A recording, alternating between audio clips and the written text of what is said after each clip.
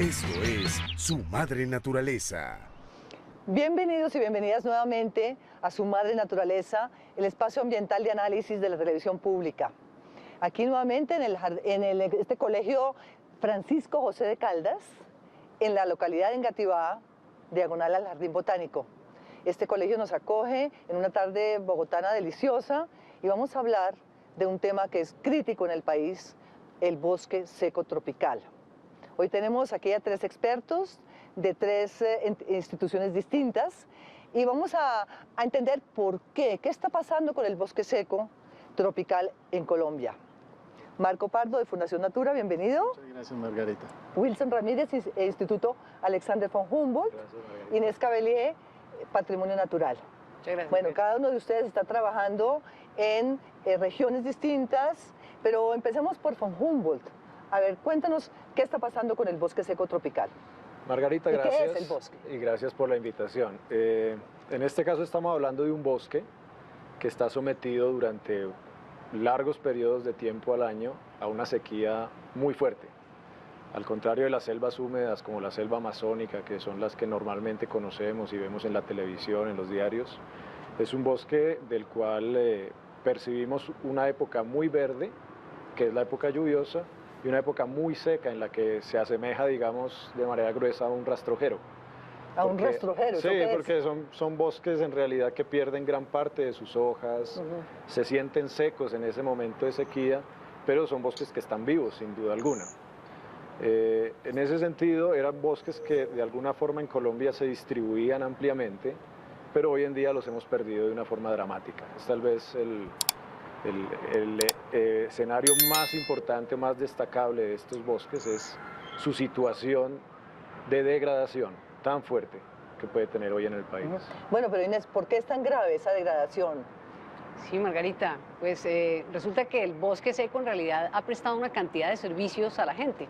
Y como antropóloga que soy, me ocupo mucho de qué pasa con la gente en este bosque seco. ¿Qué pasa? Es que prácticamente desde la colonia y desde antes, en la época de la conquista, ese bosque seco fue el que recibió todos los impactos de lo que vino con los españoles. Por ejemplo, lo primero que recibió fue la ganadería. Y en ese sentido el bosque empezó a ser impactado desde muy temprano.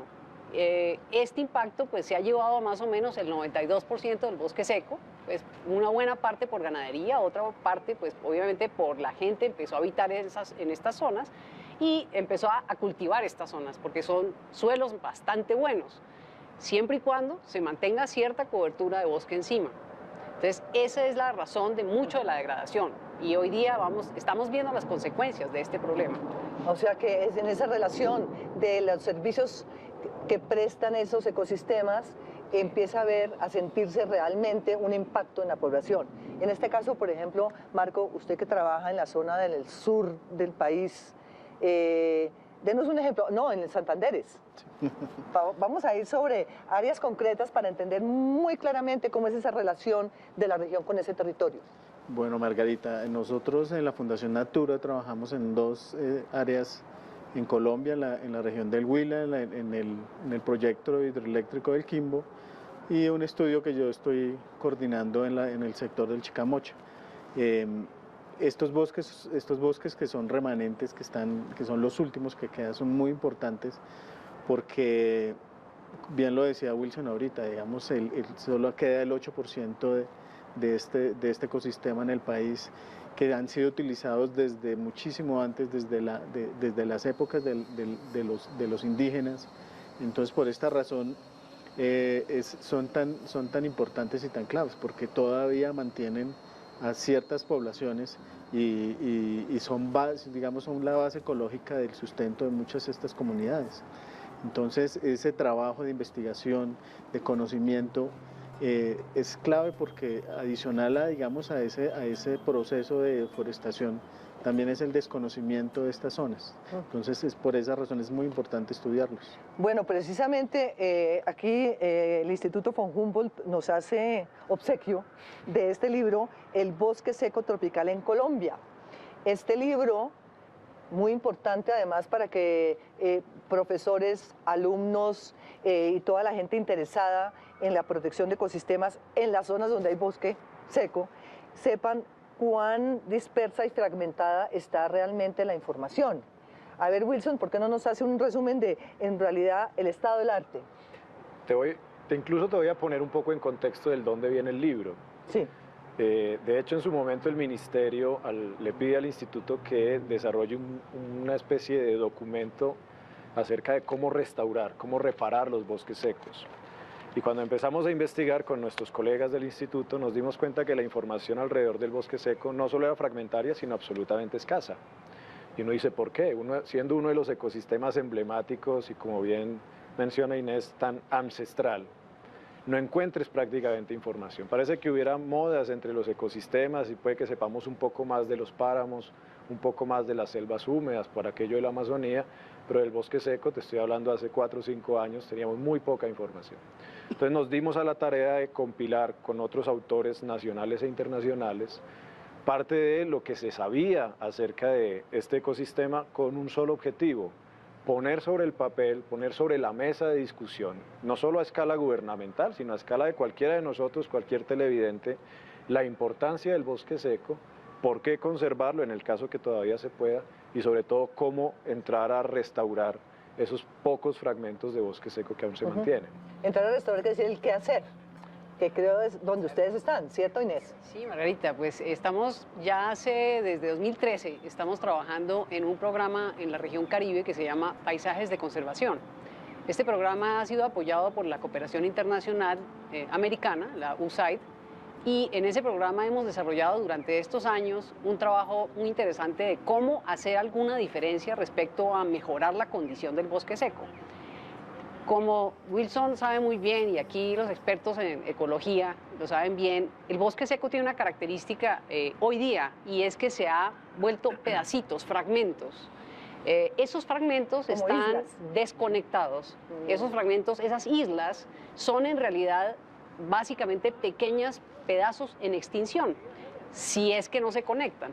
Esa básica cuestión de la conectividad entre los parches es algo que permitirá restablecer las funciones ecológicas de ese bosque seco.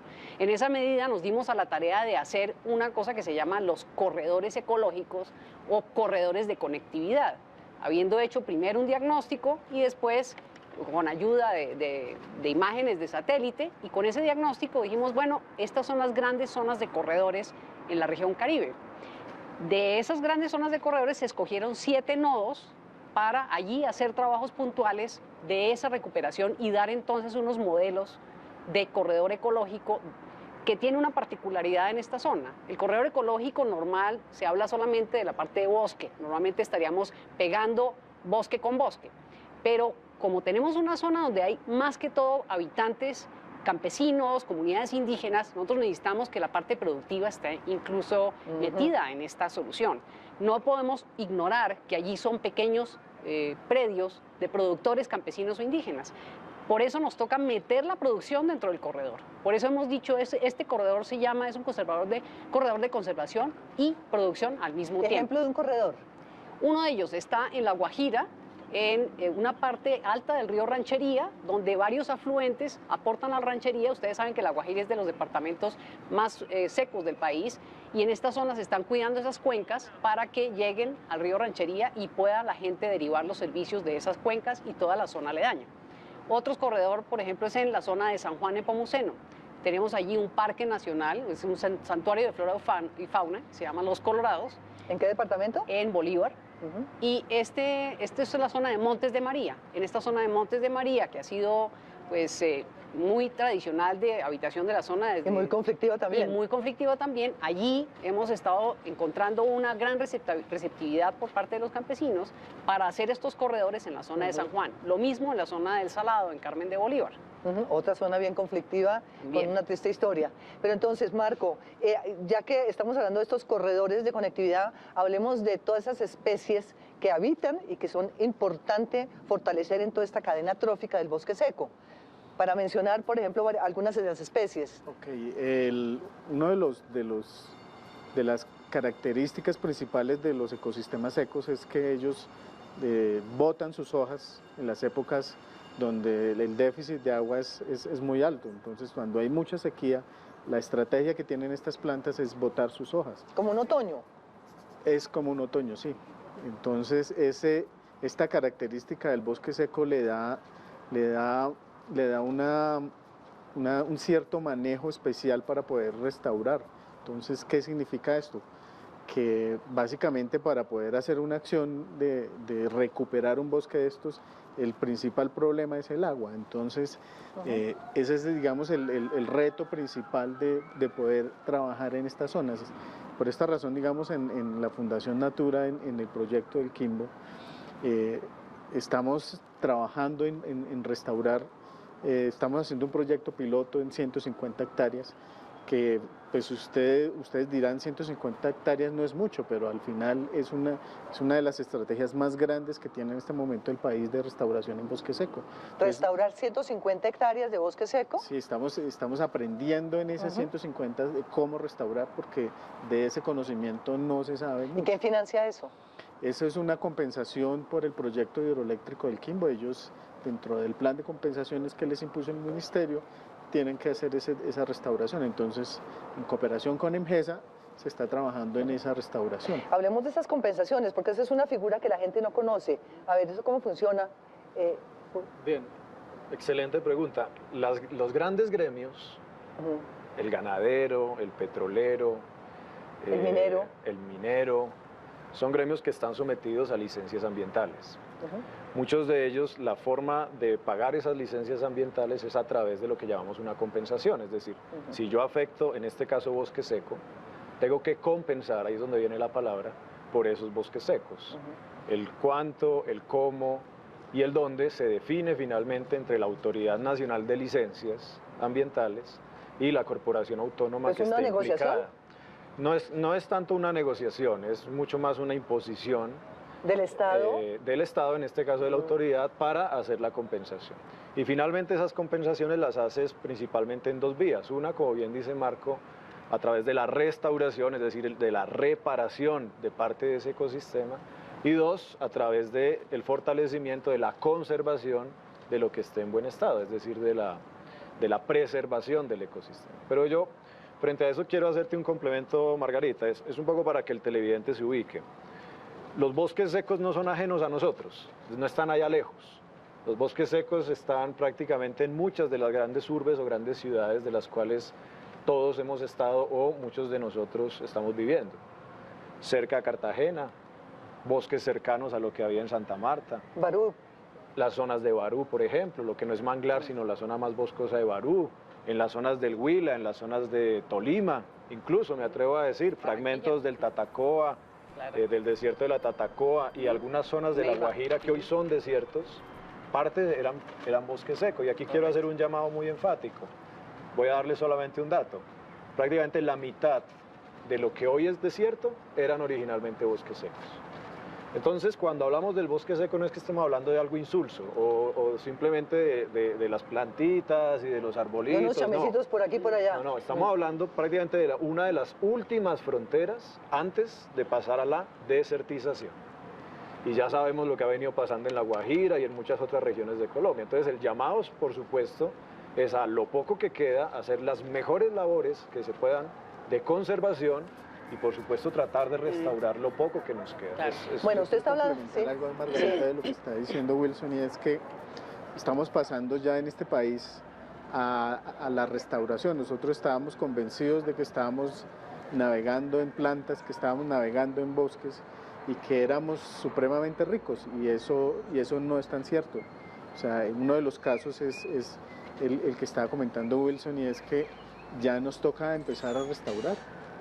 Nos toca empezar a hacer lo que en otros países, en Europa, en Estados Unidos, les ha tocado, y es reiniciar los bosques, reiniciar a construirlos. Reiniciar un bosque, a ver, ¿eso qué quiere decir? Pues después de que se destruye, nos toca volver a sembrarlo, nos toca volver a construirlo de nuevo. Entonces, imagínense todo el gasto en tiempo y en dinero, que es algo que la naturaleza ha construido durante mucho tiempo, nos toca volverlo a hacer. Pero entonces, hablando de esa reiniciación del bosque, cuando ustedes están construyendo conectividad, ¿les toca hacer eso? Claro, Margarita. Nos toca no solo reconstruirlo de una manera activa, esto se llama, hay cierta restauración que la llaman activa, y es claramente poner y tratar de replicar lo que el bosque era anteriormente, poner los árboles que inician nuevamente un bosque, es darle inicio nuevamente a ese bosque mediante ciertos árboles que son los que pueden realmente colonizar zonas que ya están desprovistas de bosque, y luego poner los árboles que son de etapas más maduras de ese bosque. Entonces, fíjate, ese trabajo es inmenso, porque no solo lleva muchos años, sino que tiene que escogerse muy cuidadosamente, con mucho conocimiento sobre las características de las especies que te van a dar nuevamente un bosque como el que era antes. Entonces, parte de eso también, y en aras de poderlo hacer más rápidamente, estamos tratando de recurrir a otro tipo de restauración, que es la restauración pasiva o una semiactiva, que sería dejar zonas quietas, es decir, sin que allí entren animales, sin que allí la gente empiece a cortar cosas, dejar zonas aisladas, sobre todo a lo largo de los rondas, de las corrientes de agua, de arroyos, de ríos, de quebradas, para que en esas zonas comience a recuperarse una vegetación por el hecho de dejar quieto ese sector. Y cuando está un poco muy degradado, donde ya ha desaparecido totalmente, tratamos de meterle algunas especies que dan inicio a esa condición óptima del bosque dentro de varios años. Porque si no sería pues también de un costo muy alto. Todos sabemos que los costos de restauración pueden ser bastante altos, entonces procuramos hacer una mezcla, una combinación de tipos de restauración para que sea más fácil y más pues posible para el país. Ahora, estamos hablando de restauración, Wilson. Entendamos eso como una restauración integral, ¿cierto? De flora y fauna. Sí. Desde Humboldt, ¿cómo lo hacen? ¿O cuál es, digamos, el instructivo?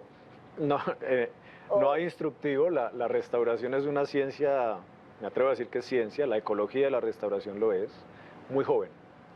Y al ser muy joven está en proceso experimental, porque no puedes copiar modelos ni siquiera dentro de un mismo país. Es decir, para poder reparar un ecosistema tienes que ver cosas como, por ejemplo, qué ha pasado en él históricamente, qué es lo que la comunidad también quiere recomponer. No es igual si yo quiero restaurar un sitio buscando generar agua o buscando, por ejemplo, proteger un deslizamiento o una luz, o simplemente mejorar la situación de uso de una finca. No hay una fórmula matemática. Lo que sí es clave, y esto es muy importante al televidente, es que la restauración no es únicamente la reforestación entendida como la siembra de árboles. La reforestación está muy bien y se ha hecho en el país desde hace muchos años, desde los 50, 60, pero hoy en día estamos hablando de la reforestación como una de las estrategias dentro de la restauración. ¿Por qué? Porque hay veces tienes que restaurar el suelo. Te lo pongo así, una mina, una zona de minería que queda completamente destruida. No haces nada poniendo un árbol, porque la discusión va mucho más allá. La discusión es qué hago con el suelo, claro, o qué hago con la forma del relieve que quedó completamente destrozada. Y allí hago un énfasis, y creo que ya lo comentó un poco Inés, es que no porque estemos trabajando en la restauración nos tomemos el derecho de destruir, básicamente porque alguien lo pueda reparar. Es decir, que la señal siempre debería ser: primero conservo lo poco que queda y después trato de repararlo. ¿Por qué? Porque es mucho más económico conservar aquello que queda que no restaurarlo. Es decir, es un peligro también, un riesgo, que se malinterprete el hecho de que haya una estrategia para restaurar un ecosistema y por eso me doy el derecho de destruir lo poco que nos queda. Y esto es clave para las comunidades que día a día tienen que vivir al lado de estas masas boscosas, que si las tienen son una joya. Es decir, lo que tienen en las manos son tal vez de los últimos relictos de ciertas regiones del país que deberían ser protegidos a ultranza.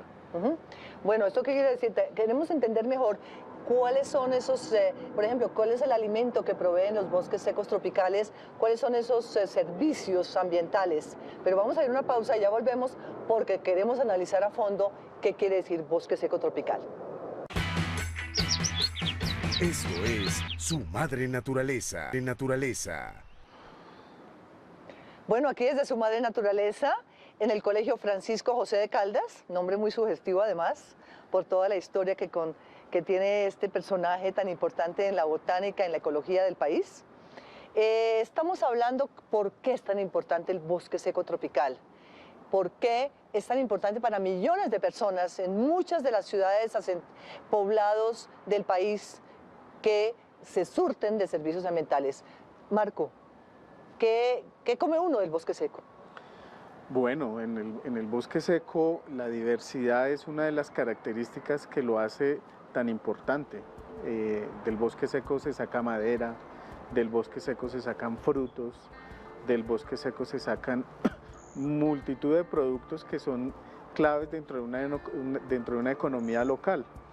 Entre más diverso esté un ecosistema de estos, pues más servicios presta, pero uno de los servicios más importantes es el agua. Y sobre todo, digamos, como ya lo hemos hablado antes, estas zonas son bastante secas, precisamente por eso se llama un bosque seco. La principal función de este bosque es mantener el agua.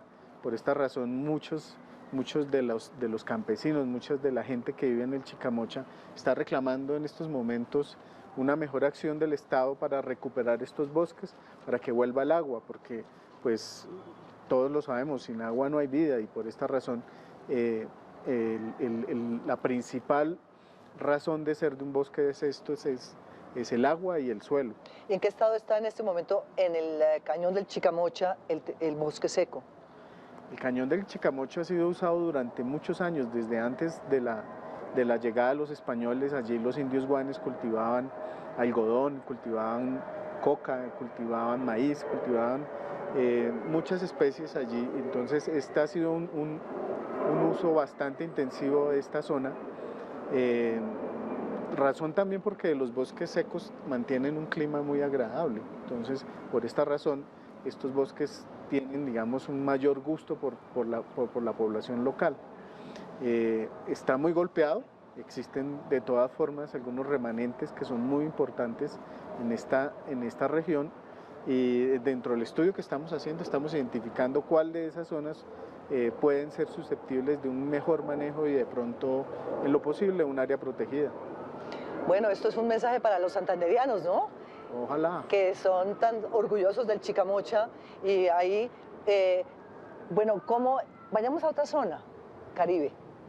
Inés, ¿qué están ustedes haciendo en esa zona del país? Margarita, tenemos algo que puede ser muy de interés para los colombianos en casi todos los lugares donde estamos, porque no es solo recuperar la diversidad del Caribe en términos de sus recursos naturales, sino también de algo que el hombre ha fabricado a lo largo de los años, y es decir, esa diversidad agrícola. Nosotros generalmente se nos olvida que la diversidad agrícola puede ser tan importante de conservar como la diversidad biológica. Y en el caso del bosque seco, todo lo que la gente aprendió a cultivar, lo aprendió a cultivar en unas condiciones de sequía muy difíciles, en unas condiciones a veces donde la escasez de agua, como decía Marco, pues es bastante la orden del día, ¿sí? No tenemos agua. Entonces necesitamos unas semillas especiales, necesitamos unas plantas que resisten a esa condición de sequía temporal que tiene el bosque seco. En ese sentido, estamos haciendo una estrategia que nos tocó recurrir a esta. Tiene dos componentes. Uno es la parte cultural y lo otro es la parte económica o de mercado. En la parte cultural es primero el orgullo de la culinaria del Caribe. Ajá. Ese orgullo, ¿cómo se transmite? Pues muy sencillo, lo que nos fascina comer del Caribe a todos los colombianos o en particular a los caribeños, y para eso estamos haciendo unos talleres en la región, en todas las regiones donde estamos trabajando, para que la gente se vincule mediante su conocimiento culinario, y se está recuperando toda esta información sobre la culinaria caribe hecha por sus propios habitantes, por todos aquellos hombres y mujeres que cocinan todos los días en el Caribe con esas diversidades de semillas maravillosas. Y es que fíjense, hemos estado recuperando en una zona de San Juan, y esto con ayuda de la Red de Semillas del Caribe, una iniciativa indígena que hay en el Caribe muy importante, hemos estado recuperando semillas como variedades de frijoles, de maíces, de yucas, de ñames, de batatas, frutos también del Caribe, y esto nos lleva a que esa diversidad se debe recuperar, se debe poner al servicio de todos los demás colombianos, y sobre todo recuperarla con unas recetas maravillosas que todos podemos preparar. Esa es una estrategia, pero para eso necesitamos aliados, y esos aliados los hemos encontrado en dos partes hasta el momento, y esperamos que sean muchos más muy pronto. Uno fue la Fundación Leo Espinosa. Leo es una chef reconocida del Caribe, y ella nos ayudó a recuperar estas recetas también en apoyo con la gente, y a también hacer reinterpretaciones de una culinaria, digamos, que puede llevarse a las mesas de las ciudades.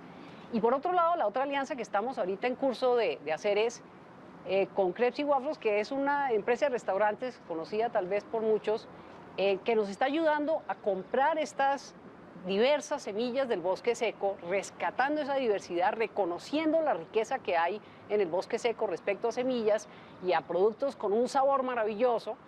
Y esto lo estamos llevando a que puedan estar, por ejemplo, en la barra de ensaladas. Bueno, eso sí le da unas ganas de comer. Después de esa descripción, quedamos como para ir a una comida caribe. Bueno, además qué bueno asociar el tema de la culinaria con el bosque seco, porque muchas personas quizás no hacen la conexión entre sabores y bosque. Wilson, esto nos hace pensar en uno, la biodiversidad del bosque seco, que vale la pena describirla, y dos, ustedes que son del Sistema Nacional Ambiental como Instituto de Investigaciones, ¿cómo articulan todo esto con las corporaciones autónomas regionales que tienen que ver con estas regiones? Bien, bueno, no sé si están muy enterados los televidentes de las corporaciones autónomas. Sí, aquí se ha tratado en varias emisiones. En todo caso, la idea es, cuando tienes un problema de estos en las manos, digo problema porque la situación de degradación es absoluta, te quedan muy pocos islas o parchecitos de bosque en el país, esto ya trasciende a lo nacional y básicamente es en lo regional donde entra a actuar. Muchas de las corporaciones autónomas lo primero que tienen que hacer es saber en dónde está el bosque seco, porque aunque parezca increíble, todavía nos cuesta mucho saber en dónde queda. ¿Identificarlo? Identificar dónde quedan los fragmentos de bosque seco y dónde había y hoy en día se perdió, que es aún más importante, porque puede que lo que veas hoy no sea ni siquiera el reflejo de lo que había antes. Entonces, potencialmente puede que tengas unas áreas completamente deterioradas, pero originalmente eran bosque seco, y a veces hay oportunidades de recuperar, como bien dice Marco, esos bosques secos. El caso va que la corporación autónoma tiene que tener primero claridad en su región, entonces el instituto está apoyando algunos ejercicios regionales para identificar el dónde quedan bosques secos. Ejemplos claros son con Valle del Cauca, la CBC, o en este caso con Antioquia, con Corantioquia, con Cornares están haciendo estos trabajos. Y lo segundo es buscar qué estrategia hago. ¿Por qué? Porque una cosa es saber y el otro es, bueno, ¿qué hago? ¿Cómo interactúo? ¿Cómo hago para solucionar de alguna manera el problema? Una vía es generar áreas protegidas. Y aquí quiero hacerte un paréntesis muy grande. El Sistema Nacional de Parques, entre comillas, no tiene prácticamente bosques secos representados en su sistema. ¿Ah, sí? Así cueste decirlo y duela, el sistema de parques es muy eficiente, pero estamos hablando en todo tipo de ecosistemas, pero en bosque seco, esto es un dato grave, en bosque seco no estamos hablando ni del 1%, es decir, estamos hablando del 5% en lo que queda hoy. Pero si miráramos lo que había originalmente de bosque seco, se está representando menos del 1% en el Sistema Nacional de Áreas Protegidas, entonces no lo tenemos blindado. Nos quedan dos alternativas, o hacemos algo con las regiones y las corporaciones, o algo aún mejor, hacemos algo con las comunidades locales. ¿Y los municipios? Exactamente, es allí donde entran a interactuar alcaldías, municipios y nosotros, la comunidad. Porque la corporación autónoma puede hacer declaratorias de lo que llamamos un parque regional. Y hay varios escenarios en donde ya esto se ha venido avanzando y bienvenido sea. Pero no podemos delegarle todo el trabajo, me permito decir esto, al sistema de parques y a las corporaciones autónomas, porque es que la conservación es de todos. Es de todos. Es de todos. Es decir, si yo tengo una finca y me queda un último fragmento de estos bosques que son dramáticamente importantes, por ejemplo en la conservación de agua, en que no se me venga una avalancha, en por ejemplo suplirme de maderas, de frutos, de polinizadores, porque hay veces tengo cultivos y no tengo polinizadores, y a mí se me ocurre acabar con ese último reducto que me queda, estoy cometiendo un error de aquí a la luna. Y entonces allí es donde entraríamos también como instituto y junto con muchas de las ONGs que están trabajando en las regiones a trabajar muy fuerte con la comunidad. Bueno, pues yo pregunto, uno de los depredadores del bosque seco son las cabras. ¿Las cabras les encanta comerse ese bosque o no? Sí. Marco, ¿quién le prohíbe al campesino que no traiga un poconón de cabras a tragarse el bosque? Bueno, yo creo que la pelea no es con las cabras, la pelea es digamos, ante el desorden de tener esas cabras. Yo creo que, siempre se ha identificado que las cabras son las que están deteriorando estas áreas, que son, digamos, el enemigo a combatir, pero yo creo que esto hace ya, el manejo de las cabras hace parte de la cultura, sobre todo en Santander, hace parte de la cultura santanderiana. Yo creo que no tiene que... lo del plato del cabrito. Claro. Y la pipitoria. La pipitoria. Hablando de cocina. Entonces no es decir que vamos a terminar con las cabras o que hay que sacarlas, ni mucho menos. Hay que enseñarle a la gente a un manejo diferente de esa capricultura. Entonces ese yo creería que debería ser el enfoque. Ya, pero entonces, ¿quién educa? ¿A quién le corresponde? ¿Al Ministerio de Educación? ¿Al Ministerio de Ambiente? ¿Al Humboldt? ¿A quién? ¿O a Parques? Porque es que a la hora de la verdad estamos hablando de cultura frente al bosque seco. Sí. ¿Quién está educando? Yo creo que a todos nos toca una partecita, como tú lo dices, hay todas las escalas para la educación. El primero tal vez es los gremios y aquellos que tienen algún elemento que decir en términos de su área de interés.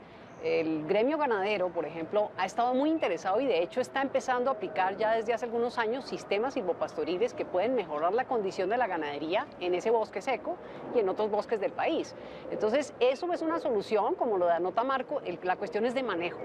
Tenemos que aprender a manejar estos animales que eran traídos de Europa y que aquí pues no existían. Entonces necesitamos unas condiciones de manejo diferentes. Y ya hay unos sistemas silvopastoriles que están siendo probados tanto en bosque seco como en otros lugares, con relativo éxito. Yo creo que es invitar a que más se sumen a esa iniciativa. Pero tú hablas de polinizadores, y es importante ese concepto de polinización, porque finalmente son los que siembran el bosque. Sí. Abejas, insectos. Murciélagos. Murciélagos, que aves. son especialmente diversos en el bosque seco, los murciélagos. ¿Y los anfibios? Anfibios no son polinizadores, pero hay una muy buena cantidad. Déjame introducir aquí un término, que es el término de endemismo, no sé si ya lo has tocado antes. No, pero vale la pena explicarlo. Pero endemismo. Es destacable en los bosques secos este tema del endemismo, porque al ser unas condiciones especialmente difíciles de adaptación, las que tienen los organismos en esos bosques secos, hace que se vayan restringiendo a áreas geográficas muy limitadas. El concepto de endemismo no es más sino el de aquellas especies que tienen un rango de distribución muy limitado. Es decir, si yo digo que una especie es endémica del Parque de los Colorados, de la zona de los Colorados, es porque la encuentras allí y en ninguna otra parte del mundo. Única. Única. Eso quiere decir que es muy destacable el hecho de que en estos bosques, además de la diversidad, es decir, del número de especies que hay, muchas de las especies sean exclusivas de esos bosques. Entonces, si yo las pierdo de ahí por una mala acción, o si las conservo, las estoy conservando para el resto del planeta, o las estoy perdiendo para el resto del planeta. El caso de los anfibios es dramático. Un muy buen porcentaje de anfibios de los bosques secos son endémicos, entre otros porque a los anfibios les gusta una condición mucho más húmeda. Polinizadores, una gran diversidad de murciélagos, que ojo que no todos los murciélagos son vampiros. Gran cantidad de murciélagos son polinizadores. Y si yo tengo un cultivo cercano a un parche, a una mancha de bosque seco, estoy teniendo todo el beneficio de poder polinizar gran cantidad de mis cultivos, sumado a los insectos. Eso es tal vez lo que día a día no percibimos y es lo que llamamos servicio, es ¿qué nos presta ese bosque a nosotros para poder vivir en el día a día? Estos son fibras, estos son tintes, son frutos, son maderas, son polinización. Por supuesto nos quedamos con el agua, que es muy importante, pero hay una amalgama enorme de elementos que nos facilitan todo tipo de ecosistemas, pero destacamos aquí el bosque seco, que no se nos puede olvidar, sobre todo para que no sigamos percibiéndolo como un rastrojero. Un rastrojero, esa palabra del rastrojo, que es algo así como desechable, y como que no importa, como feo. Algo feo, como sí. feo. Y ese es uno de los dramas del bosque seco, porque inclusive para los mismos biólogos, o sea, es ver eso como un chamizal, eso es ver algo como que no tiene un valor. Por esa razón, bien lo decía Wilson ahorita, o sea, es uno de los ecosistemas menos representados dentro de las áreas protegidas, y es porque lo poco que hay, a mucha gente no le gusta, pero es que eso es lo que tenemos. Bueno, aquí hay otro tema que es en relación con la madera, que es preocupante porque tiene que ver con una política energética.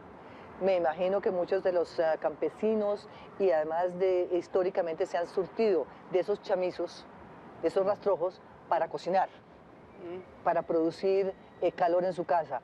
¿Qué políticas se están adelantando en esas regiones donde hay bosque seco para evitar que se tumbe, que se agarre el bosque seco para llevarlo a la casa para hacer, para cocinar? Pues yo creo que el bosque, y no solamente el bosque seco, sino muchos de los bosques del país, pues van a seguir siendo usados por la gente, porque digamos, la tecnología que se está usando en este momento, pues sigue siendo el fogón de leña. Entonces, yo creo que está en no evitar que los campesinos no lo usen, sino precisamente lo que estamos hablando ahorita respecto a las cabras, y es que lo usen de una manera muchísimo más organizada, y ya digamos en ese sentido hay muchísimas experiencias. Inclusive la Fundación Natura tiene un proyecto muy interesante de las estufas. De estufas de leña, entonces donde se hace muchísimo más eficiente la cocción de los alimentos y se reduce de manera significativa la utilización de madera. Pero por ejemplo el Ministerio de Minas y Energía tiene alguna política frente a este tipo de situación para reducir. La UME, la Unidad de Planeación Minero-Energética, tiene un programa bajo el cual se ha estado orientando el trabajo de la Fundación Natura, que son los planes de energización rural sostenible. En esos planes existe justamente la tendencia pues, a tratar de traer el asunto de los bosques leñeros, quiere decir bosques que la gente puede sembrar o que las corporaciones o los municipios pueden ayudar a que la gente siembre para que tengan ellos un recurso que no se agote, un recurso renovable para poder poner en sus estufas de leña. Y segundo, las estufas eficientes, como lo dice Marco, y estas estufas están siendo parte también de la solución de los corredores de conservación y producción para que haya un buen uso de esta leña en todas las regiones donde estamos trabajando. ¿Y ustedes hacen pedagogía en ese sentido, en el de Humboldt, o no? El instituto en realidad hace fortalecimiento de capacidad, bueno, pedagogía principalmente con las corporaciones autónomas, muy en colaboración con el ministerio. En ocasiones dentro de estos proyectos pues se trabaja por supuesto con las comunidades locales, que a veces saben mucho más que cualquiera de nosotros. Entra uno a hacer pedagogía y acaba siendo más bien el alumno, pero de lo que se trata no es mucho más allá de impartir lecciones acerca de la especie A, la especie B, la especie C. Yo siento que es mucho más acerca de volver a rememorar mucho de lo que era el conocimiento local, mucho de lo que a las nuevas generaciones se les ha olvidado y mucho de lo que mi abuelo, tus abuelos, cualquiera de nosotros tenía, digamos, conceptualmente muy metido en su cabeza, y era, hay que usar, pero también hay que proteger. Y lo que se nos olvidó hoy en día es que hoy no protegemos y, digamos, hacemos un uso a ultranza de todos los sistemas naturales, no solo del bosque seco. Por supuesto, perdemos los servicios, y al perder los servicios nos cuesta cada vez más lograr obtener ese servicio porque viene de más lejos, porque nos cuesta mucho más o porque ya no existe.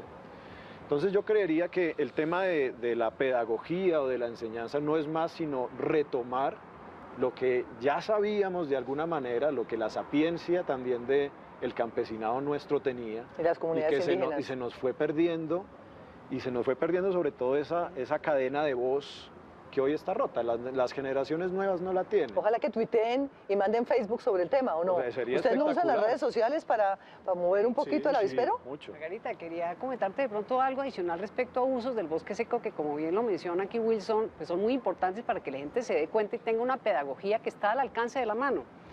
Mira que en toda la zona del Caribe tú encuentras una cantidad de casas, kioscos en las playas o en cualquier sitio que están hechos de una paja que no sabemos qué es. Bueno, cuando ya uno pregunta, se trata de una palma. Esta palma es muy característica del bosque seco, se llama la palma amarga. Y ahí en asocio con la Universidad Nacional hemos estado trabajando sobre 4 palmas útiles del Caribe para poner a disposición nuevamente esta información con la gente a través de aulas ambientales. De hecho, vamos a construir una pequeña aula ambiental con las técnicas tradicionales de arquitectura de la zona, para que los chicos allá tengan algo de aprender haciendo mientras se hace esa aula ambiental, dentro de la cual ellos van a después tener oportunidad de conocer más del bosque seco. Y esto es apenas una de las palmas. La otra palma interesante es el corozo de lata. Tal vez algunos de ustedes han tomado el jugo de corozo. Delicioso. En la costa. Es un jugo muy refrescante con ese calor que hace en el bosque seco y está siendo objeto hoy día de una experiencia interesante que es el negocio inclusivo del corozo. Ese negocio se está montando de manera que se vincule la comunidad y se le den la retribución económica tanto a la comunidad que cosecha esta fruta como a los empresarios que nos están acompañando en esta aventura. Nos están acompañando dos grandes empresarios en este momento, uno que se llama Selva Nevada, que ellos hacen helados, hacen extractos para jugos, y luego la Farbe, que es un laboratorio que hace cuestiones traídas de las plantas para hacer distintos tipos de cosmética o de cosas que nos beneficien para la salud. Perdón, ¿esta es una iniciativa de ustedes como Patrimonio Natural con el sector privado? Correcto. Para poder comercializar frutos del bosque seco y darles una segunda vida. Exacto, de alguna manera lo que se trata es de poner un incentivo económico a la conservación. Lo que nosotros vamos a usar, seguramente lo vamos a conservar. ¿No? Lo que usamos lo conservamos, lo que consumimos lo conservamos. De esa manera estamos nosotros dando un mensaje de conservación a través del uso. Y el corozo es un buen ejemplo de eso. Sí, ya. Bueno, es fascinante porque realmente uno no sabe, no está informado de que hay todos esos subproductos y que eso viene de un bosque que es tan vulnerable. Bueno, hablemos de esa vulnerabilidad para decir y que ojalá que este programa y otros tantos sirvan para volver a tener un bosque seco decente en el país. A ver cómo nos salíamos con von Humboldt para hacer realmente una campaña nacional, porque lo que dice ustedes aquí en este libro es dramático. ¿Cuánto queda de bosque seco en el país, en porcentaje? Te lo voy a poner así, es como si tú tuvieras una finca de 9 millones de hectáreas de bosque y de un momento para otro te quedan 700.000. Ay, no. Creo que a cualquiera de nosotros nos preocuparía. Es así. Significa que te queda el 7% mal contado. Muy mal contado porque, entre otras, mirar en todo el país es difícil, pero en todo caso, perder más del 90% de un sistema natural es grave, es muy grave, porque hay que reaccionar sobre lo poquito que te queda. Claro. Lo ínfimo que queda. Lo ínfimo, y esa reacción tiene que ser una reacción, no es solamente de un Ministerio de Ambiente o no es solamente del SINA, es una reacción mancomunada de la academia, de las comunidades locales, de las corporaciones autónomas, incluso el papel que tú haces también aquí a nivel de televisión, y es ¿qué vamos a hacer? Y el que vamos a hacer es de todos, no es delegárselo a otro. Allí, al menos desde el instituto, ya se ha hecho una labor fuerte de crear un grupo de expertos nacionales en bosque seco tropical. Antes no existía, es una especie de red incipiente, pero que nos permite estar en contacto con varias regiones y empezar a ver qué es lo que se sabe. Y abro un paréntesis, se sabe poco. Porque, como bien dijo Marcos, se estudian mucho más otros sitios que no los bosques secos, no son tan seductores, digamos así, pero bueno, de alguna forma hay que empezar a estudiarlos mucho más. Desde qué tipo de productos utilizar, cómo conservarlos, qué endemismos nos quedan, cuáles son las áreas mejor conservadas o cuáles son las áreas que hay que restaurar. Y aquí te digo una cosa, yo me atrevo a decir que los mejores escenarios para reparar los bosques secos que nos quedan es lo poco que hay a lo largo de los cuerpos de agua. Bueno, este es un mensaje importantísimo. Vamos a una pausa y ya volvemos. Esto es Su Madre Naturaleza. Madre Naturaleza. Bueno, uno de los temas centrales del tema del bosque seco tropical es la conectividad. Marco, ¿ustedes lo están logrando allí en este piloto en Chicamocha? El piloto es en el Huila. Ah, en el Huila. Sí. Esa es la idea. Digamos, estamos estudiando para que eso en un tiempo determinado pueda suceder. Y esa es la clave. La clave es poder conectar esos últimos parches que, como ya lo habíamos mencionado antes, son islitas que están en un territorio y solitas no van a poder sobrevivir. Entonces, esa conectividad, poderlos conectar para que puedan intercambiar energía, para que puedan intercambiar semillas, es una de las estrategias clave dentro del proceso de restauración. Pero no solamente eso, hay que trabajar en conocerlos más, hay que trabajar en disminuir sus presiones, hay que trabajar en quererlos más, porque ya lo hemos dicho y lo hemos reiterado a través de este programa, y es que queda muy poco, y de eso poco que nos queda en los departamentos donde los tienen, en Santander, en el Caribe, en el Cauca, en Nariño, tienen que apropiarse de ellos, es lo último que nos queda, y es uno de lo poco que hay, y es necesario mantenerlo. Bueno, ¿y ese mensaje será que se lo podemos pasar a los candidatos a la alcaldía y a las gobernaciones y a los directivos de las corporaciones regionales? Pues el mensaje está, quién sabe si lo entiendan. Lo importante es hacer que reflexionen sobre eso, que no solamente están en las ciudades, que no solamente es el pavimento, que no solamente es el cemento.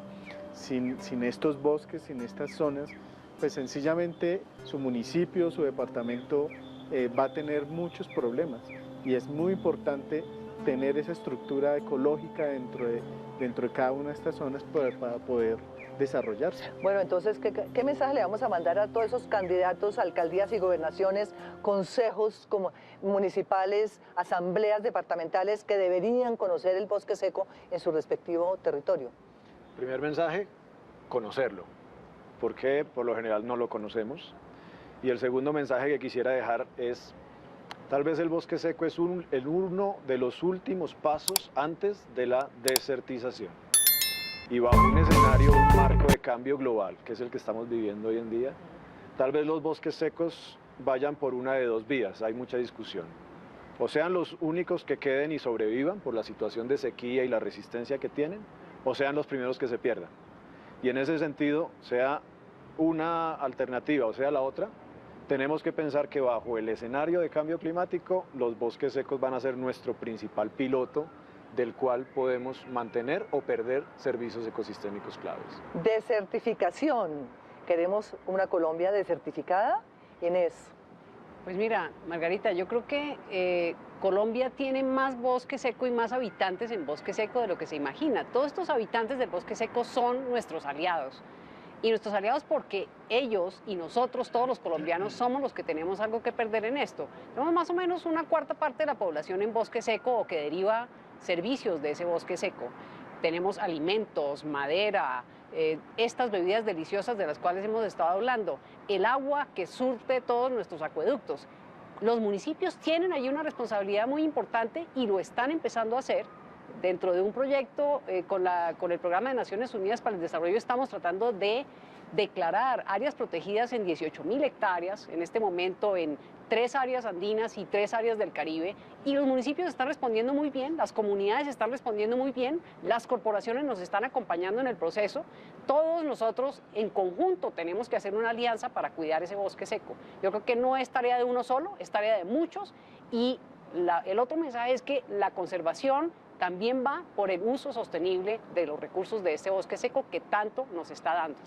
Gracias ustedes por ese conocimiento. Seguiremos trabajando sobre el bosque seco porque no lo vamos a dejar que desaparezca en Colombia. Hasta pronto. Muchas gracias.